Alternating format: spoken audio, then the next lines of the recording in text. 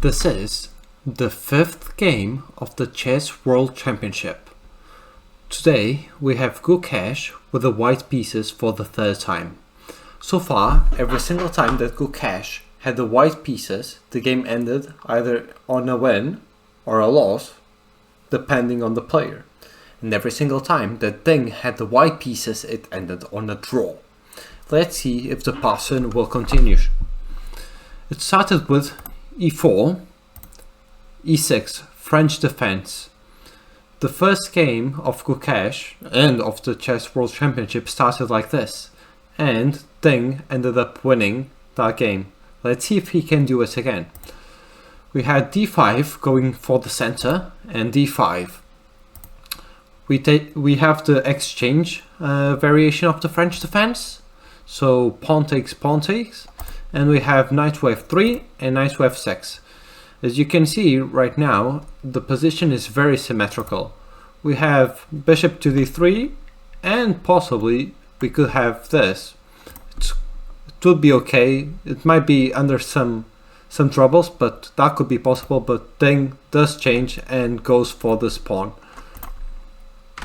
So we have c3, protecting that pawn, and we have c4. So right now, this pawn is quite weak, but since it's protected by 2 pieces and a third can quickly come join the party, it's quite alright. The engine always shows slight favoritism towards the white pieces, but completely fine. The bishop goes back and we have bishop d6. We have check by the queen and an early queen exchange. So this by itself can show that maybe Gukesh could be considering a draw, but on the other hand you can see that none of the players really thought that much so far.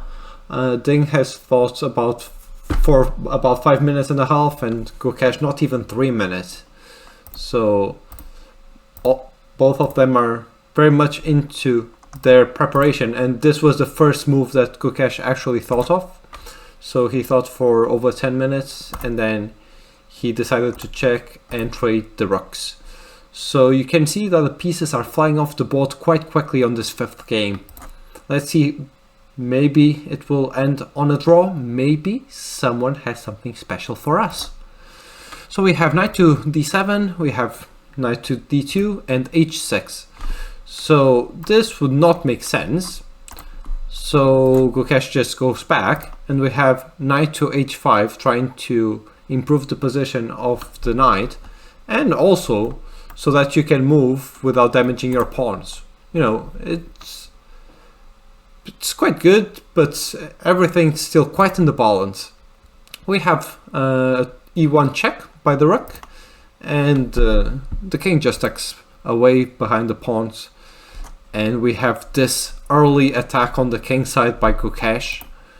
You know, possibly in the future inducing some checks, but he has nothing to worry about, even though this is showing that Ding right now has an advantage of about 0.2 according to the engine, but still nothing significant. We have knight to b6, we have g5, and we have pawn takes g5 and knight takes g5. We have bishop to d7. No, by the way, notice that if this knight ever moves, you know, this would come with check, so Ding would just lose a piece. Of course, he's calculated that. Do not forget that he's a GM. But yes. So we have knight to f3 and we have e8. So Ding is just trying to trade some pieces, activate the king, but Gukesh is not interested in that. Gukesh is still ready to keep fighting, now threatening to possibly take this, and we have bishop takes, and now the engine is asking for this. That's the only move in the position, and Gukesh takes with a pawn. So the evaluation according to the engine goes from 0 to 0.7 towards Ding. So big advantage on Ding. and he plays the best move, knight to d3. Gukesh takes, we have pawn taking back, and then we have f3. So far, the engine is showing multiple moves to black, and black is quite comfortable with this position. What you don't want here would be, for example, to trade knights and then end up in an endgame where you have opposite bishops. If you trade knights and trade rooks and you're left with this, most likely than not, it's going to be a draw. And that's what Ding does. He moves the knight and exchanges it. So now this position is great. This pawn is 2 squares away from promoting. But there's just nothing to it. He's 1 pawn ahead, but he's just going to lose this, and this will be under attack. The king is close, the rook is close, the engine is showing 0, 0, 0. It's not the best position. Now this kind of cements the position because you can no longer defend this. You might have to trade rooks, and then once you're just left with the bishops, that's game, and that's a draw, and that's exactly what we have.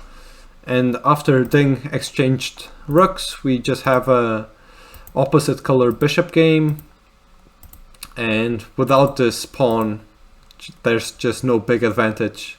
Right now the engine is even showing 0.1 towards Gukesh, but with different colored bishops, this is gonna end up on a draw, especially when speaking about GMs. Yeah, we just have the back shuffling of kings. They repeat once, they repeat twice, and after repeating a third time, they make a draw after 40 moves. Very uneventful game once again. This is the first game that Gukesh played with the white pieces and ended up in a draw. From the very beginning you could see that he was very willing to exchange pieces, so he was not interested in maintaining the tension.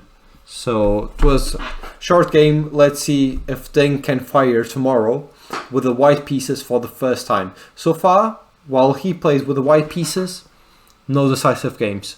So maybe it will change, maybe it will not. I guess we'll have to wait and see. Well, I hope you have enjoyed this quick recap, and I wish you a very good evening or a very good day, and take care, guys.